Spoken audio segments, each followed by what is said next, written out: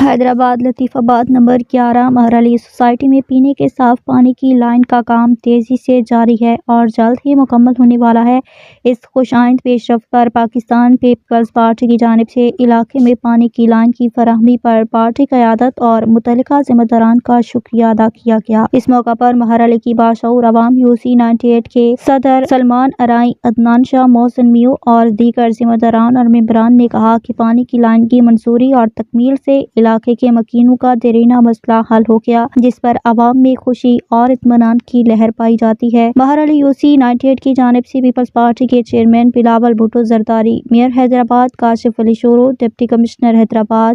MPA Abdul Jabbar Khan, Faisal Jabbar Khan, Ali Muhammad زہتو،